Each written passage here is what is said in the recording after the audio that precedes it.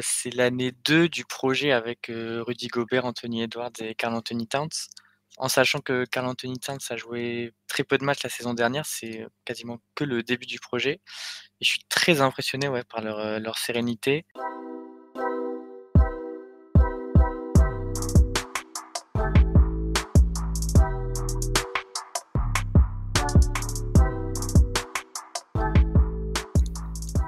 Salut à tous et salut à toutes, bienvenue dans ce nouveau podcast des équipes de The Free Agent. C'est N1, le podcast basket NBA. On va faire notre premier épisode. Comme chaque semaine, vous avez 2 rendez-vous depuis le début de la saison. Un rendez-vous le mardi, celui que vous êtes en train d'écouter en ce moment même, et un autre rendez-vous que vous retrouverez en fin de semaine, donc vendredi, avec les équipes de Yannick.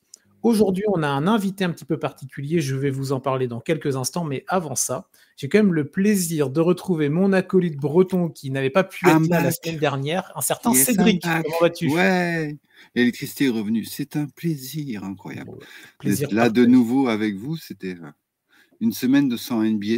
C'est très dur en plein début de saison comme ça. C'est naturellement impossible. Ben oui, c'était compliqué. Cédric, tu as été naufragé climatique là, avec la tempête Kiaran en particulier de ton côté là. Et du coup, tu ne pouvais pas être présent. C'était Yannick qui ait pris le relais. Plutôt pas mal. C'était plutôt pas C'est mal. une bonne équipe. Ouais, c'était plutôt pas mal. Donc Cédric est de retour et on est très content de le retrouver. Et on a donc une troisième personne dans ce podcast aujourd'hui. C'est Titouan. Bonjour Titouan. Bonjour. Alors Salut. Titouan qui vient dans ce podcast-là, parce que Titouan, du coup, tu es rédacteur pour le site leroster.com, tu vas pouvoir en parler dans quelques instants et parler de toi, et tu as fait un article en fait sur l'équipe sur laquelle on va faire un petit focus aujourd'hui, l'équipe des Minnesota Timberwolves, et donc on s'est dit pourquoi pas t'inviter après la rédaction de l'article que tu as écrit il y a fin de semaine dernière, quelque chose comme ça, non ? Ouais, c'était avant les 2 dernières victoires contre les Spurs et les Warriors de cette nuit. Voilà, Donc et c'était comme il y en a plus 3-4 jours. c'est ça. Et donc l'article que tu avais rédigé était quand même plutôt sur du positif, évidemment, vu le début de saison des Wolves. Et là, la dynamique est toujours aussi bonne. Ouais. Donc on va continuer à en parler. Tiens, Titouan, on va te laisser un petit peu te présenter pour les différents auditeurs du podcast N1, un petit peu ton parcours, ton lien avec la NBA, ce genre de choses, si tu es fan d'une franchise, un petit peu, que tu te présentes un petit peu à nous tous, tu vois. Ok. Bonjour à tous. Moi, je m'appelle Titouan, j'ai eu 23 ans il y a 2 jours, donc c'est très récent. Oh. J'ai commencé à suivre la NBA, mes premiers souvenirs de la NBA, c'est les finales 2009, Lakers contre Orlando. Ok. Et donc forcément, je suis devenu fan de l'équipe qui a gagné, donc des Lakers. Donc ça fait 15 ans maintenant que je suis fan des Lakers, avec des périodes plus ou moins difficiles. Ah oui. Donc entre-temps, vu que je m'étais un peu attaché à tous les jeunes, Brandon Ingram, Lonzo Ball, quand ils sont partis aux Pelicans, je suis devenu fan des Pelicans. Okay. Et je suis également très attaché à Nikola Jokic, que j'avais adoré dès les débuts. En 2015, j'étais fan du joueur. Bon, je pensais pas qu'il allait devenir aussi fort, mais dès le début, j'étais dans le wagon pour Jokic. Ok. Et concernant l'article des Wolves, comme on en avait parlé avant, moi je suis pas du tout un fan des Wolves, mais je trouvais qu'il y avait pas grand monde qui en parlait et qu'il fallait bien que quelqu'un le fasse au sein du roster, sachant qu'il n'y a pas une communauté pro Wolves dans le roster. Ok, alors moi perso, donc je connais de par le site leroster.com évidemment. Je sais pas si toi Cédric, tu as déjà eu l'occasion d'aller lire certains de leurs articles. Si. Ouais, c'est quand même du travail plutôt qualitatif qui est fait. De mon point de vue, c'est une sacrée commu, hein. Ils sont un sacré groupe et chacun apporte ce qu'il peut quand il peut et ça tourne bien. Ça fait quoi? Ça fait depuis juin, je crois que vous avez commencé, non? En fait, moi je suis arrivé en septembre parce que j'avais écrit en sorte d'écriture libre sur Austin Reeves et est-ce que Joel Embiid va rejoindre l'équipe de France. Oula, oui, gros sujet. Oui, et les fondateurs m'ont contacté pour me demander de participer de manière plus pérenne au projet. Donc ils m'ont intégré dans leur groupe Discord, leur groupe Twitter. Ok. Donc moi je suis là que depuis la fin de l'été, début septembre, mais ouais, ça date c'est bien plus ancien comme média. Ok, très bien. Donc on vous invite à aller les suivre, hein, évidemment. On n'a pas d'affiliation particulière avec eux, mais tout travail intéressant et qui fait avancer, progresser la NBA en France, on le souligne. Donc, n'hésitez pas à aller les voir et à aller lire les articles. On va donc, avec toi, Titouan, et avec toi, Cédric, parler de cette équipe des Minnesota Timberwolves. Une belle surprise dans ce début de saison NBA.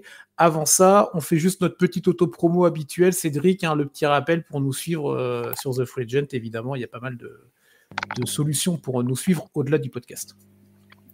Alors, il y a Twitter, forcément, TikTok, Instagram, tous les podcasts donc, qui sont disponibles sur toutes les plateformes habituelles et traditionnelles. Et l'appli. Et l'appli. Et quand même, l'appli, je gardais le meilleur pour la fin. Oui. L'application qui est disponible, libre, comment on dit gratuite. Gratuite, voilà. Pardon. C'est ça. N'hésite pas, Titouan, si tu l'as pas encore, je sais pas, que ce soit iOS ou Android, tu peux aller la prendre, elle est gratuite, elle est plutôt bien foutue. C'est pas pour faire de la pub, pour notre produit, mais c'est vraiment bien ficelé. Tu as des actus sur la NBA, la MLB, la NFL, la NHL, bon bref, les sports majeurs américains. Donc c'est plutôt sympa. On t'invite et on vous invite évidemment à aller regarder. C'est bien sympa. Le petit détail, vu qu'on est toujours en horaire décalé, c'est les heures de match et à heure française et les scores au matin en fonction des sports. Tu peux choisir juste, ça te permet d'avoir les 4 sports bien dissociés en fait. Quoi. C'est ça. Okay. Et il n'y a pas trop de notifs parce qu'on sait qu'il y a certaines applis où on se prend des montagnes de notifications toute la journée. Là, on a fait en sorte que ce soit vraiment les grosses infos majeures qui sortent en notif pour pas non plus vous gêner avec les 1001 applis qu'on peut avoir sur nos smartphones. Allez, on va passer à cette équipe de Minnesota. Pas mal de choses à aborder avec cette équipe-là. On va d'abord faire un petit ressenti général tous ensemble en quelques mots. On va faire un focus sur quelques joueurs, peut-être en français dans la discussion, il y a de fortes chances même, et on essaiera d'envisager un petit peu la suite, les ambitions pour cette équipe des Wolves dans la saison, et peut-être même pour la suite, évidemment. Du coup, cette équipe de Minnesota, on va commencer avec toi, Titouan. En quelques mots, ton ressenti général sur ce début de saison et sur ce que tu vois depuis maintenant quelques jours, quelques semaines même presque. Ouais, moi je suis très impressionné par leur sérénité dans le jeu en fait déjà. C'est l'année 2 du projet avec Rudy Gobert, Anthony Edwards et Karl-Anthony Towns. En sachant que Karl-Anthony Towns a joué très peu de matchs la saison dernière, c'est quasiment que le début du projet. Et je suis très impressionné par leur sérénité. Évidemment leur défense, vu qu'on va en parler plus tard avec Rudy Gobert, mais ça a l'air vraiment chiant à jouer Minnesota. Que ça soit à l'extérieur ou à l'intérieur, c'est dur. Et leurs victoires, elles sont tout le temps menées du début à la fin. Là, les Warriors, il y a plus 6, mais ils gagnent tout le match et à aucun moment on sent qu'ils vont perdre, quoi. C'est ça, juste pour recontextualiser. Donc nous, on enregistre, comme vous savez maintenant, le lundi après-midi pour une diffusion donc dès le mardi. Donc c'est vrai que nous, on a eu le petit recul de ce match qui a eu dans la nuit de dimanche à lundi avec la victoire contre les Warriors. Cédric, je pense que tu rejoins les premiers propos de Titouan sur les Bulls. Carrément, on les avait un peu oubliés suite à leur élimination en play-off un peu dur contre Denver. Faut pas oublier que c'était Denver en face, donc c'était un peu normal, mais ils ont appris de cette défaite, ils ont travaillé pendant l'été et ils sont revenus avec l'envie d'être encore plus forts et ça marche pour l'instant, quoi. C'est impressionnant. Ouais. Et des deux côtés du terrain, c'est vraiment une équipe complète. Il n'y a pas vraiment de point faible en fait, quoi. C'est ça qui est impressionnant. C'est ça. Quelques chiffres pour aller dans la continuité de ce que vous dites, les gars. Donc, on est sur une série de 6 victoires consécutives. C'est la seconde meilleure série en NBA actuellement. Alors, est-ce que vous savez avec quelle autre équipe les Wolves sont à égalité en termes de... Ça doit être les Rockets, je pense. Ouais, bien joué, les c'est Rockets. Ça. Ouais, on n'aurait pas trop misé sur les Rockets, tu vois. Qui ont battu Denver en plus là, dernièrement. Et c'est Philadelphie qui a la meilleure série, c'est ça, avec 8 victoires. Ils ont perdu, je crois, le premier match, Phila, et depuis ils enchaînent. Ils ont tout gagné. C'est ça. Donc en tout cas, très belle dynamique. Donc 6 victoires consécutives pour cette équipe de Minnesota. Top 3 dans la conférence Ouest. La défense élite, top 1, top 2, top 3 dans pas mal de catégories statistiques. Une attaque peut-être un petit peu plus average, mais comme on a une défense élite, ça permet quand même d'enchaîner les victoires et les succès. Si on fait maintenant, on va commencer à à creuser un petit peu plus. On va parler d'un premier joueur, peut-être le leader, le capitaine, appelez-le comme vous voulez, le patron de cette équipe-là, c'est Anthony Edwards. Toi, Cédric, je viens vers toi parce qu'il y a eu un match dernièrement entre les Wolves et les Celtics. Où, je sais pas. J'avais pas d'électricité. Ah oui, c'est vrai, t'as pas d'électricité. C'est le ballot. Je sais pas. Alors, tu as peut-être entendu quelques bribes d'une performance quand même assez énorme d'Anthony Edwards. Alors, il fait une très bonne début de saison, mais c'est pour faire le lien avec cette équipe de Boston qui est aussi dans une très bonne dynamique, qui cartonne bien. Anthony Edwards, c'est vraiment le patron de cette équipe-là. Il l'a montré que ce soit contre les Celtics ou même en général, mais pour l'instant, il porte vraiment la franchise. C'est lui le patron. Il n'y a pas vraiment de discussion. Il n'y a aucune discussion parce qu'il est présent des deux côtés du terrain. Donc, il est fort en attaque et il a une palette offensive qui est très variée parce qu'il est aussi bon à 3 points en mi-distance et comme il peut aller écraser des dunks monstrueux. Donc, c'est quand même un peu embêtant à défendre quand tu joues contre lui. Et en plus, il se permet de faire ce que moi j'adore, c'est ce que j'attends de toutes les grandes stars en fait, et ce qui ferait la différence pour moi entre une grande star et vraiment un joueur élite, c'est je m'occupe de la star adverse en défense. Tu vois, et ça te donne des grosses affiches et ça te donne des grosses images de duels de deux gros stars et vas-y, viens, je vais te prendre en défense. Et il a pris Tatum en défense et ils ont remporté le match. Tu vois, donc voilà, il a répondu présent. Il n'a que 22 ans. 22, ouais. 22 ans, quoi. J'ai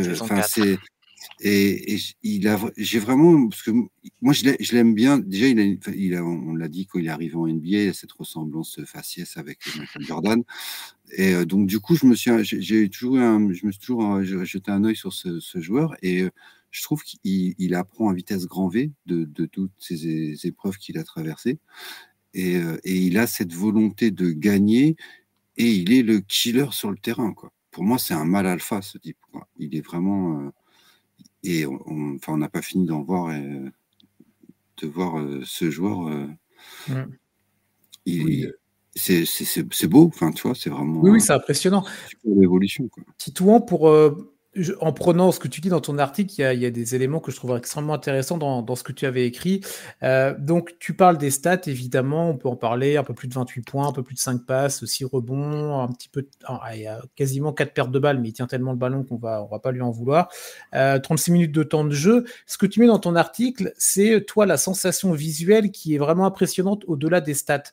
Je pense que tu continues à penser ça, évidemment, après ce que tu vois. Ouais, franchement, j'arriverai pas à compter 5 ou 10 joueurs NBA qui font ce que Anthony Edwards fait de manière visuelle. Et je trouve que le plus impressionnant, c'est les finitions après contact sur des paniers proches du cercle. C'est du top 1, top 2. Je vois personne d'autre faire ça. Okay. Et il y a aussi un point qui est un peu sous-estimé, c'est qu'il a de plus en plus la balle en main. Et il joue de plus en plus comme un meneur, poste 1, vrai poste 1, poste 2. Et ça se traduit par ses passes, ses moyennes en passes décisives, elles augmentent d'année en année. Et c'est aussi ça qui est assez impressionnant par rapport à son début de carrière où c'était vraiment qu'un scoreur. Là, je trouve qu'il a évolué dans le jeu de manière assez significative à la passe. Justement, pour rebondir sur ce que tu dis, il y a actuellement en NBA 8 joueurs qui tournent à plus de 25 points, 5 passes décisives et 5 rebonds. Anthony Edwards en fait partie, quoi. Voilà. Ouais, donc tout de suite, il rentre dans une sorte de caste, alors on est qu'en début de saison. Sur une moyenne, non, c'est une moyenne sur 5 matchs. Donc c'est quand même, enfin tu vois, 5 matchs, c'est quand même, c'est que le début, mais voilà, il faut quand même maintenir cette moyenne-là, quoi. C'est ça. Il y a un autre aspect, moi, que je trouve intéressant dans le cas Anthony Edwards, c'est vraiment son côté. Donc, vous avez parlé de ses capacités techniques, on a parlé de ses stats, tout ça. Il y a ce comportement aussi. Il n'y a pas de vague autour d'Anthony Edwards. Il est, moi personnellement, je le trouve leader, mais dans tous les aspects, c'est-à-dire il est leader. Alors oui, dans les stats, bon, peut-être que Towns est leader sur d'autres trucs ou Gobert sur d'autres trucs, mais globalement, il est quand même, il est là au niveau des stats, il assume. Sur le parquet, c'est vraiment le patron. Il y a une vraie maturité, alors que comme tu l'as dit, Cédric, il a que 22, 23 ans. Pour avoir vu des gros extraits du match contre les Warriors là, qui a eu lieu dimanche soir. Donc ils font un vrai run, hein, les Wolves à un moment, les Warriors reviennent avec un Steph Curry, bon un peu seul, mais qui arrive quand même un petit peu à tenir la maison Warriors, on va dire. Et Edwards, il se cache pas, il prend ses responsabilités. Quand il faut aller claquer des gros paniers, c'est pas le dernier en fait. Et ça, c'est vraiment quelque chose que je trouve vraiment intéressant et nouveau chez les Wolves, tu vois. Et pour rebondir sur ce que tu dis, à la fin du match contre les Warriors, là, il reste 4-5 minutes. Il s'embrouille avec Draymond Green, comme toujours. Et il y a petite discussion. Et Edwards, franchement, il est pas très propre au tir dans ce match. Ouais. Et sur les 3-4 dernières minutes, il met 3 shoots à mi-distance, je crois, sur la tête de Draymond Green et ça plie le match, quoi. Donc il parle et il assume, ce qui est assez important. Et autre chose, j'ai fait un petit tour sur les médias des Wolves pour préparer l'article. Okay. C'est vraiment lui la tête d'affiche. Toutes les photos, c'est tout le temps lui. Okay. Et c'est vraiment, je pense qu'en termes de communication, il y a vraiment cet effort-là du côté de Minnesota pour le mettre en figure de proue de cette équipe, quoi. Et il l'assume. Donc, Là, on en parlera tout à l'heure du dossier Karl Anthony Towns, évidemment, mais je pense que Cédric, tu es d'accord avec ça? Le management, l'équipe de Minnesota dans son entièreté, dans sa globalité, a vraiment compris que maintenant, c'est Anthony Edwards le chef de meute, tu vois, pour faire une... Il a apporté ce vent nouveau dans le Minnesota, c'est-à-dire d'avoir enfin une franchise qui va dans le bon sens, qui fait les bons choix et qui investit sur les bons joueurs et qui fait les bons moves qu'il faut, qui ont recruté des bons jeunes. Enfin, c'est un panel... Quand tu vas chercher Mike Conley, il n'y a pas beaucoup d'équipes qui vont lâcher qui lâche D'Angelo Russell comme ça, quoi. Il est plus jeune, il est machin. Non, il fallait un père, quoi, tu vois, en tant que meneur, qui distribue le jeu, qui pose, qui calme, qui sait faire des actions décisives quand il faut. Et ils ont fait que des bons choix, quoi, en fait, quoi. Donc après, il y a encore Karl Anthony Towns, on en parlera tout à l'heure, mais même à la draft, hein, tu vois, tu vois, Jaden McDaniels, il a que 23 ans, il vient d'être prolongé pour 4 saisons. 29e choix de draft. Et il va être payé l'année prochaine que 23 millions. Tu vois, qu'on parle de la défense de Minnesota, on a parlé d'Anthony Edwards tout à l'heure en tant que défenseur. Jaden McDaniels, il n'est pas manchot non plus, quoi. Et si Rudy arrive aussi bien à s'épanouir défensivement et qu'on voit vraiment l'impact défensif qu'il a, c'est parce que sur les ailes et en guard, il y a des défenseurs aussi, quoi. C'est à tous les postes, en fait, c'est collectif. C'est vraiment un jeu collectif, défensif. Et ça, c'est mis en place aussi par le coach. Tu le vois bien. Il y avait un extrait hier sur le match d'avant-hier, du coup, où, alors qu'il y a un joueur qui a fait une superbe action, tu as le coach qui est en train d'engueuler Nasrid parce qu'il était mal placé défensivement tout de suite. Enfin, ça travaille, ça cherche à progresser, à s'améliorer et des deux côtés du terrain. Et moi, ça me fait vraiment plaisir. J'insiste là-dessus parce que on a, toi, une équipe comme Indiana, par exemple, c'est magnifique à regarder, mais c'est tout sur l'attaque. Et du coup, derrière, ça ne défend pas. Et le basket, c'est un équilibre entre les deux, quoi. Et là, Minnesota est vraiment en train de réussir ce bon équilibre-là, quoi. Parce qu'ils sont quand même élites. Ils sont dans les top 10 de beaucoup de classements, que ce soit au rebond, au différentiel, au contre. Enfin, tu vois, ils sont là, quoi. Et tu disais même l'attaque, mais ils sont quand même 3e au shoot, hein. Au meilleur après c'est shoot, tu vois, donc 10e à 3 points. Donc, du coup, au différentiel, ils sont 3e de la NBA, quoi. Ils marquent pas, c'est pas eux qui marquent le plus de points, mais par rapport à ce qu'ils encaissent, ça fait gagner des matchs, quoi. C'est ça. Tiens, tu parlais, pour enchaîner, les gars, tu parlais de... Donc, on a parlé suffisamment non, mais on a beaucoup parlé de Edwards. On peut enchaîner sur un autre joueur majeur de cet effectif, notre Français Rudy Gobert. Le pari est-il enfin gagnant pour Rudy? On rappelle que lors du trade avec cette équipe du Jazz, il y avait eu pas mal de... Ça avait fait beaucoup parler, en tout cas. Il y avait eu des critiques aussi qui avaient pu être faites. On rappelle qu'il y avait, si je ne dis pas de bêtises, 5 tours de draft. Alors, des premiers tours, un pick swap, et il y avait d'autres joueurs, Malik Beasley, Patrick Beverley, et des joueurs, Vanderbilt aussi. Vanderbilt, Walter Kessler aussi, et pour aller au bout, Leandro Bolmaro. Comme ça, on a fait l'intégralité du trade de Rudy. Il y avait eu des questionnements sur cette arrivée de Rudy. L'année dernière, donc c'est 70 matchs pour Rudy, un peu plus de 30 minutes de temps de jeu, 13 points et 11 rebonds. Pour l'instant, il est sur des stats quasi similaires, un petit peu plus de temps de jeu. Au-delà de ça, Titouan, on a l'impression que Rudy, il se retrouve dans cette équipe-là et au-delà des chiffres, il y a vraiment son impact de par sa présence sur le terrain, tu vois. Ouais, mais je trouve que physiquement, là, il domine comme il a rarement dominé. Alors, je sais pas si l'été un peu écourté avec la Coupe du Monde a aidé, mais en tout cas, on sent que c'est un peu le Rudy des années où il est deep-boy. Et je pense qu'il a aussi encaissé le coup de son trade. Ça doit pas être facile de. On est dans une équipe qui marche, on est tradé à Minnesota, qui est peut-être pas la meilleure ville où vivre aux États-Unis. On sait qu'il y a eu l'affaire avec Kyle Anderson où il a quand même envoyé une belle droite en playoff. Donc je pense qu'il a eu un peu le temps durant cet été de se demander ce qu'il devait faire pour faire gagner l'équipe. Et pour l'instant, c'est payant, hein. Première en défense, et Rudy, pour moi, favori Rudy Poy largement. Cédric, tu es d'accord avec ça? On a vu un article ou des sites de paris sportifs qui mettaient Rudy comme favori. Alors, c'est anecdotique, entre guillemets, à ce moment-là de la saison, mais ça montre vraiment son côté rim protector dans cette équipe des Bulls. Ben, ça fait plaisir de revoir Rudy à ce niveau-là, parce qu'on l'avait quitté cet été un peu malencontreusement en équipe de France, on ne savait plus trop. Et là, il est revenu, mais motivé comme jamais, en fait. Enfin, et ça fait plaisir. Il n'a que 31 ans. Enfin, tu vois, il lui reste encore de belles années devant lui. Comme tu as dit, Titouan, il y a toujours l'intégration dans une nouvelle ville, dans un nouvel environnement.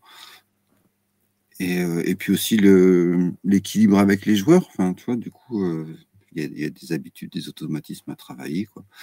C'est vrai que pour Rudy, vu son poste, et vu ses qualités, ça peut pas se faire en 2-3 matchs, quoi. Ça demande du temps et il faut aussi qu'ils puissent plus jouer ensemble, comme on l'a dit tout à l'heure. Karl Anthony Towns, c'était pas beaucoup là non plus l'année dernière, donc non, mais moi, ça me fait plaisir de le revoir en fait à ce niveau et on a vraiment ce sentiment qu'il a envie, il a de nouveau envie, qu'en fait, quoi. Ouais. Alors que cet été, avec l'équipe de France, j'ai l'impression qu'il avait plus envie, quoi. Là, il a retrouvé un second souffle, quoi, et c'est tant mieux. Oui, complètement d'accord avec ça. Il y a des chiffres qui sont sortis. Alors, c'est les collègues d'NBA Extra qui en ont parlé dans l'émission de lundi midi. Vous pouvez retrouver ça en replay si ça vous intéresse. Où ils ont aussi parlé des Wolves et le côté dissuasif du Rudy par rapport à tel ou tel joueur. Concrètement, par exemple, contre, je crois que c'était Jaylen Brown. Jaylen Brown ne fait que 1 sur 5 ou 1 sur 7 quand il est face à Rudy. Tel joueur va faire X sur contre lui, en fait. Il y a vraiment cette dissuasion où les joueurs, je crois que tu en parles dans ton article, Titour, où ils sont obligés de se dire, il va falloir qu'on change un peu notre mécanique de shoot ou nos spots, parce que en face, on a un Rudy, comme tu dis, qui est revenu et qui a vraiment l'air d'être impliqué totalement, tu vois. En fait, c'est qu'on a souvent tendance à directement regarder les pourcentages des joueurs quand ils sont défendus en vis-à-vis direct contre Rudy Gobert. Mais ce qu'on ne voit pas dans les stats, c'est tous les changements de trajectoire. C'est-à-dire qu'il y a des meneurs, ils vont même pas vouloir pénétrer dans la raquette parce qu'il y a déjà Rudy Gobert. Donc ça, en fait, c'est déjà une défense gagnée et ça se verra jamais dans les stats, mais juste parce qu'il y a Rudy qui est planté et qui bouge ses bras et qui dissuade la raquette. Donc ça va au-delà des stats, même si les stats sont en plus impressionnantes sur la défense directe. Ouais, Cédric, pareil, c'est vrai que il y a les stats, il y a les chiffres et il y a après ce qu'on voit quand on analyse un peu plus profondément un match de basket, tu vois. Non, puis l'impact psychologique. Voilà. Tu sais qu'il y a Rudy Gobert dans la raquette, quoi. Donc, c'est pas un manchot, il a des longs bras, il sait bien se placer. Donc forcément, et il n'hésite pas, il n'a pas peur d'aller, même s'il se retrouve sur un poster, il va pas se cacher sous le panneau ou derrière ou dans les gradins, hein, il y va. Il en a mis un beau. Donc physiquement, ça a un impact aussi, tu vois. Même le mec, même si tu fais un poster et que tu vas faire top 10 et numéro 1 du top 10 dans la semaine, bravo à toi. Mais en attendant, l'impact que tu t'es pris, tu l'as senti, hein, tu vois, tu l'as mérité. Peut-être que sur l'action d'après, du coup, ton deuxième dunk, tu vas pas le faire, tu vois. Tu vas peut-être faire plus un lay-up ou tu vas hésiter. Tu vas avoir une fraction de seconde d'hésitation et là, voilà, Rudy, il a gagné, en fait, quoi. Sur le long terme, quoi, sur la longueur du match, pas juste sur une action spectaculaire, quoi. Oui, mais c'est important de le signaler dans une époque où on est vraiment, comme vous dites, beaucoup sur du highlight, sur des petits résumés très courts. On va dire, ah ouais, bon, tiens, Rudy s'est encore pris un poster ce soir. Ouais, mais à côté de ça, il s'est peut-être pris un poster, comme vous dites, mais à côté de ça, bah, peut-être les 5, 10, 15 autres actions du match où il était vraiment concerné, bah, il a peut-être eu son impact, positif ou négatif, mais il a eu un impact pour l'équipe. Et ça, c'est des choses qui sont moins relevées, on va dire, par le grand public. C'est l'éternel problème de la défense. Oui, ça se voit pas forcément. C'est moins fun aussi que tu vas un gros. Un contre extraordinaire. D'ailleurs, dans le match de dimanche à lundi, il a bien contré Kuminga. Si vous avez l'occasion d'aller voir l'action, Kuminga qui cut en plein dans la raquette. Rudy, il n'a pas peur de monter. Et très très beau contre. Que la balle. Ça a été retweeté tellement c'est beau. Par un média qualitatif en plus, hein, donc on vous invite à aller voir ça. Donc Rudy, on est ravis pour lui, on espère que ça va se poursuivre évidemment, et même pour une optique, allez, voyons loin pour 2024 avec l'échéance nationale, mais ça c'est encore autre chose. Pour rester sur cette équipe des Wolves, messieurs, on peut peut-être enchaîner sur des role-players, on va les appeler comme ça, hein, c'est pas du tout leur faire offense. Tout à l'heure, Cédric, t'en as un petit peu parlé, Mike Conley, le papa, le daron, le vétéran, c'est vraiment une pioche extraordinaire pour parler de lui quelques instants là. C'est ce qui leur manquait. Ouais. C'était vraiment la pièce maîtresse d'un bon meneur qui distribue le jeu avec des jeunes foufous autour. Donc, et c'est très bien parce qu'en plus, ça a toujours été un très bon joueur. Enfin, dans toutes les équipes où il est passé, enfin, il a toujours un comportement exemplaire, une éthique de travail exemplaire. Donc, il y a ça aussi qui fait du bien, même pour la franchise, enfin, tu vois, pour l'image de la franchise par rapport aux dizaines et dizaines d'années passées dans le passé, quoi. Donc, du coup... Oui, il y a pu y avoir des petites histoires ou alors l'ambiance était dans un mood un peu plus négatif. Toi, Titouan, sur Conley ou sur d'autres joueurs, je sais que tu as parlé d'autres joueurs dans ton article. Sur Conley, juste, je pense qu'il a aussi une très bonne relation avec Rudy Gobert, avec qui il avait déjà joué avant. Et je pense que là, c'est aussi peut-être ça qui met encore plus en confiance Rudy, c'est le fait qu'il y ait quelqu'un qu'il connaisse déjà très bien, avec qui il a déjà joué plusieurs saisons. Je pense que ça l'aide aussi mentalement. Et oui, il y avait aussi Naz Reid, qui est vraiment un joueur qui est passé sous les radars depuis. Enfin, c'est un mec qui n'est pas drafté en 2019, je crois, qui a sa 5e saison. Il a enfin pris son extension et le gars, il joue que 20-25 minutes et il met 15 points, 5 rebonds tous les soirs. Et dans un potentiel trade de Karl Anthony Towns, le remplaçant, il est déjà là, quoi. Il attend que ça. Ouais, pour aller dans ce que tu dis sur Naz Reid, moi c'est vrai que j'ai noté, je suis allé voir un petit peu ses fiches de stats où il y a vraiment, il y a 3 matchs à plus de 15 points, donc ils sont à quoi, 7-2, donc sur 9 matchs, il y a un tiers des matchs où il est à plus de 15 points. Il joue sur des temps de jeu qui peuvent varier entre 19 et 27-28 minutes. Le 28 minutes, il claque 25 points, 8 rebonds, c'était contre Miami, c'était à la fin du mois d'octobre. C'est vrai que c'est un mec qui passe un peu sous les radars. Là, je regarde les contrats, il est à 12, 13 et 15 millions pour les années à venir. C'est vraiment la bonne pioche, ce mec-là.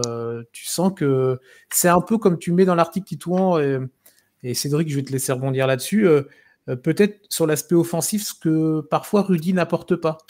Sur des points, sur sur des shoots différents. On sait que Naz Reid, par exemple, il n'hésite pas à aller tirer longue distance quand il faut. C'est un super complément, en fait. Il sort du banc et il apporte quelque chose de différent, en fait, de ce qu'il y a. Ça permet au coach d'avoir des ajustements tactiques et au niveau de ses rotations différentes. Il peut alterner. Des fois, Naz Reid peut se retrouver pivot. Des fois, il peut être décalé un peu en 4, mais rarement, je pense.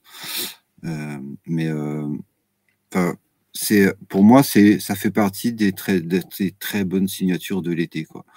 Tu vois, il a été prolongé et quand tu vois son contrat et ce qu'il apporte, c'est un remplaçant de luxe, mais il en faut si tu veux aller loin et si tu veux rester en haut de la conférence Ouest. Tu es obligé d'avoir un effectif qualitatif comme ça, quoi. Et à ce prix-là, ça compense les d'autres salaires qu'il y a dans l'effectif, quoi, en fait, tu vois, du coup.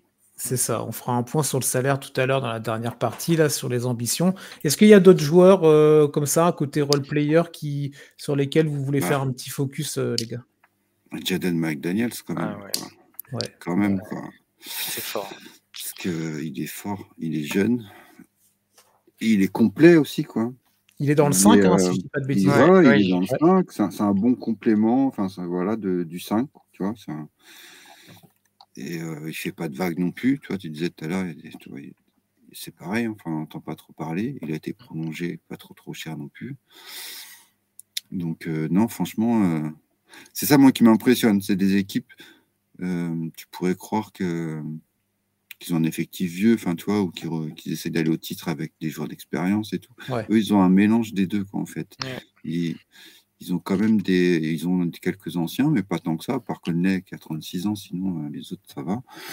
Et il y a beaucoup de jeunes qui sont en train de grandir et de pousser, quoi. Et ils ont quand même 3 rookies, je crois, cette année. Hein. Donc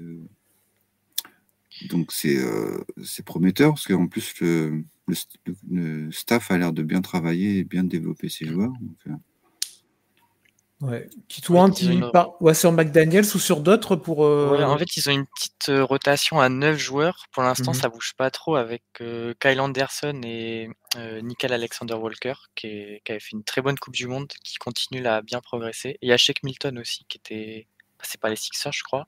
Ouais. Et pour l'instant, ils jouent qu'à 9. Donc à voir s'ils vont élargir plus tard dans l'année. Je sais qu'il y a le petit meneur là, McLaughlin, qui jouait beaucoup les années précédentes, là il joue plus du tout. Donc à voir s'ils vont élargir aux rookies. Là, les rookies, ils jouent quasiment pas dans cette équipe. Donc, non, ils jouent pas pour l'instant, mais c'est les rookies, ils ont besoin de prendre le rythme, de s'installer, tu vois. Les premières saisons, c'était dans l'ambiance déjà, enfin, tu vois. Mais ils ont déjà leur rotation de play-off, quoi. Au fil des... Bon, alors je souhaite ça à personne, hein, mais c'est indéniable dans une saison NBA, au fil des blessures. Des blessures, voilà, tu auras forcément, là, à ce moment-là, les rookies qui auront leur opportunité de jouer. Mais c'est vrai que tant qu'il y a des joueurs d'expérience et qui sont payés un peu plus cher que toi, forcément, tu peux laisser la place. Ah, ça, oui. Mais oui, c'est vrai que vous avez raison. L'aspect blessure, pour l'instant, n'est pas... c'est ça, du côté de Minnesota. Et on croise les doigts pour eux, bien évidemment. Pour essayer de se projeter un petit peu, donc on est en début de saison, donc ils sont sur un bilan à 7 victoires de défaite au moment où on enregistre. Comment vous voyez la suite là, alors à court terme, et déjà à court terme, on va dire sur la suite de la saison, quel genre d'ambition pour cette équipe des Wolves, Titouan, comment tu peux te dire, Minnesota, moi je trouve que là ils ont fait une belle saison, ça serait quoi pour toi? Ça serait... là c'est minimum top 6 avec un départ comme ça, voire top 4 à l'ouest, et il faut passer un premier tour de play-off. L'année dernière ils ont perdu contre les champions en titre, là cette année il faut réussir à passer ce premier tour. Et pour moi, on bouge pas l'équipe, on voit comment ça tourne jusqu'à la fin de la saison. Ouais, on ne bouge pas du tout l'équipe. Non, pour moi, Karl Anthony là dans la saison, il faut pas. Ok. Pas assez de matchs encore. Oui, bien sûr, on est sur un tout petit bilan là. Tant qu'il gagne, en fait, tant qu'il gagne, tout va bien. Il n'y a pas de rumeur de trade. Quand ils vont commencer à faire 3-4 défaites d'affilée, là, ça va ressortir et on verra comment ils gèrent. Mais bon, donc je touche à rien. Ok, top 6, ouais, moi je suis d'accord. Top 4, faudrait vraiment. Ça serait un peu. Faut y aller, mais. Ça serait un peu l'équivalent de Sacramento, on va dire, de l'année dernière. Ouais, ou les Grizzlies d'il y a 2 ans qui finissent deuxième à l'ouest alors que personne ne les attend là. Ce genre d'équipe. Ouais, chaque année, tu as une équipe comme ça qui sort un peu du bois. Là, pour les loups, en plus, du coup, ça tombe bien. Cédric, tu nous rejoins? Top 6, top 4 peut-être? Carrément, non, top 6. Après, comme vous avez dit, il gagne et Karl Anthony Towns, c'est pas extraordinaire. Non, donc, oui, c'est vrai. On sait qu'il a aussi du talent, faut pas non plus le déconner. Donc s'il commence à chauffer à un moment donné, tu peux avoir des ambitions plus élevées aussi, quoi. Et du coup, comme vous dites, tu oublies les histoires de trade et tout ça, parce que finalement, économiquement, ils sont pas si dans le rouge que ça. Enfin, tu vois, les budgets vont augmenter. Enfin, tu vois, vu qu'ils ont réussi à re-signer des joueurs à moins cher, ça équilibre bien au niveau salarial. Donc, si le proprio derrière est prêt à lâcher les bourses et à laisser l'équipe comme ça, il n'y a aucune raison que ça change. Au contraire, ça te fait un talent en plus. Enfin, pourquoi tu vas te débarrasser de Karl Anthony Towns, quoi? Alors, pour contrebalancer un peu ce que tu dis, tu pourrais aussi te dire, alors ok, Towns, comme là, il est un peu en dedans dans ce début de saison, tout ça. Il y a eu des matchs où on a l'impression que l'implication était assez moyenne, honnêtement. quand on regarde ses lignes de salaire, alors c'est une superstar, tout ça, tout ce que vous voulez, mais là, il est à 36 millions cette saison et à partir de l'année prochaine, ça augmente de façon 52. exponentielle. Hein.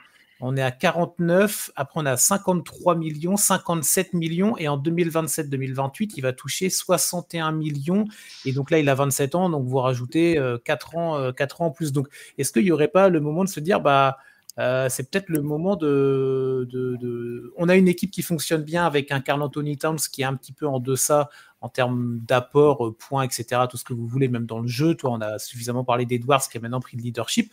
Est-ce que ça serait pas plus mal d'essayer de l'envoyer ailleurs et d'essayer de récupérer un maximum d'assets avant que son contrat devienne un fameux contrat boulet comme on en a beaucoup en NBA malheureusement? Ben en fait, faut voir les contrats, c'est que les marges vont augmenter aussi. Donc, en fait, l'impact d'un contrat à 60 millions dans 2026-2027, il est pareil qu'un contrat actuel à 32 millions avec ton salary cap actuel, quoi. Donc, en fait, mais pour un mec qui aura 31, 32 ans, tu vois. Il y aura des contrats pires que ça, en fait. C'est parce qu'on n'est pas habitué à cette nouvelle grille de salaire, en fait. Une star à 50 millions dans 2 ans, c'est normal. Ça sera banal. C'est comme dire aujourd'hui, il gagne 30 millions. Quoi. Tu vois, personne n'est choqué. Il y a 10 ans ou 20 ans, ils gagnaient 20 millions, les stars, quoi. Tu vois. Moi, quand j'ai commencé, donc, c'est une évolution qu'il va falloir qu'on s'habitue aussi. C'est pas si grave que ça, en fait. C'est pas.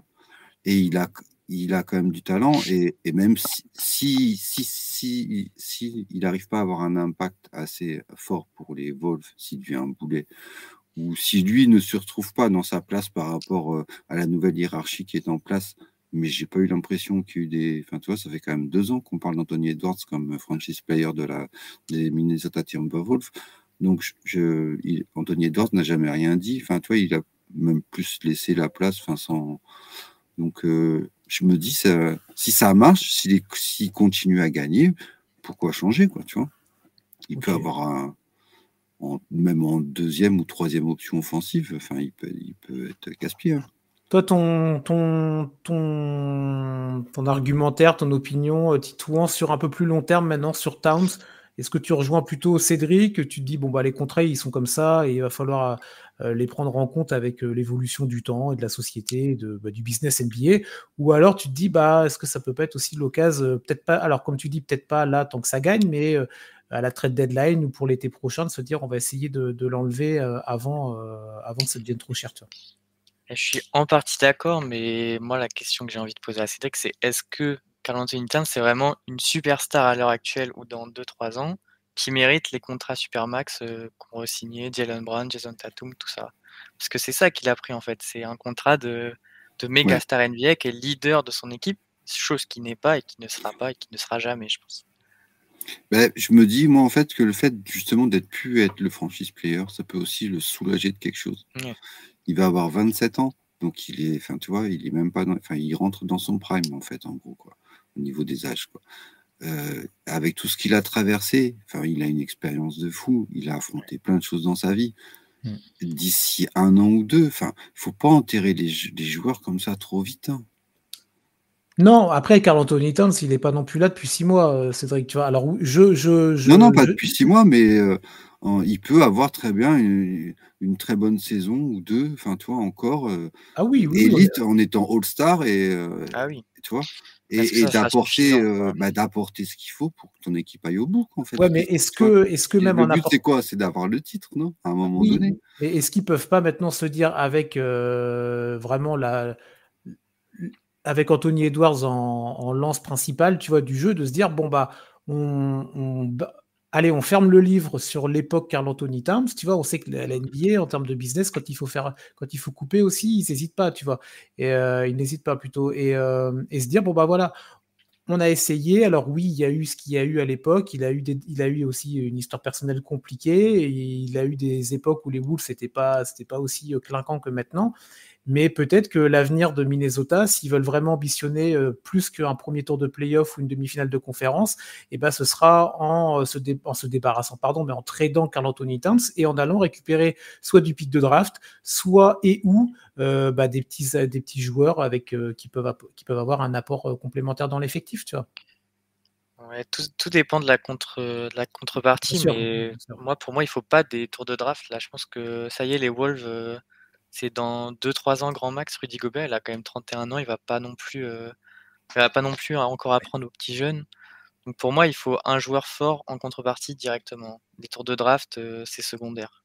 Et là, je j'ai pas d'idée de contrepartie. Bien C'est pour sûr, ça que oui, le oui. trade de Karl Anthony Towns, j'en vois pas trop. Ce qu'il faudrait, ça serait une sorte d'ailier très fort à la Paul George, quoi. Mais bon, je suis pas sûr que ça se fasse. Bon, on peut rajouter une star aux Clippers, hein, ça fera, ils auront un 5 All-Star, tu vois. C'est ça, ils sont plus après. Bon, en tout cas, le sujet Towns, voilà, on pourrait en rediscuter. Après, moi, en tout cas, ce qui est sûr, c'est que pour l'instant, ça marche bien du côté de Minnesota, donc on va pas aller casser quelque chose qui fonctionne bien. Je pense qu'on est tous d'accord là-dessus, en tout cas, vis-à-vis de tout ça. Est-ce que vous avez un dernier élément sur cette équipe des Wolves que vous voulez aborder, qu'on n'a pas vu, les gars, peut-être? Non, coup de perso, non, rien de particulier. Ouais, on a fait le tour. Le calendrier, tiens, juste pour rester sur un côté actualité un peu plus chaude. Ouais. Donc là, il y a eu ce match contre les Warriors gagné dans la nuit de dimanche à lundi. Ils ont un back-to-back comme la NBA sait bien le faire. Alors, pas un back-to-back qui ne rejoue pas le lendemain, mais ils rejouent la même équipe. Oui. C'est les nouveaux calendriers depuis 2-3 ans, là, où tu rejoues 2 fois la même équipe. Donc, ils sont à nouveau aux Warriors. Après, ils continuent leur road trip à Phoenix. Ils vont aux Pelicans. Et ensuite, ils rentrent à la maison pour accueillir les Knicks et après les Sixers. Donc, ce sera un petit peu plus loin dans le calendrier. Mais calendrier compliqué. Compliqué, mais aussi bien pour eux que pour les adversaires. Ouais. C'est ça, ils vont pouvoir... On va vite savoir, en fait, ce qu'ils ont dans le ventre, je crois, là. Après, ils ont déjà battu 2 grosses équipes, voire même 3 avec les Warriors, même si c'est pas trop ça. Mais la victoire face aux Celtics, c'est pas, ce genre de victoire, c'est pas anodin dans une équipe, quoi. Ah, bien sûr. C'est des victoires qui restent. Là, typiquement, avec le calendrier, Warriors, Phoenix, Pelicans, peut-être la fin du road trip un peu compliquée. Et après, New York, Philadelphie, 3, tu peux ambitionner 3, les 4 si tout va bien. Ouais.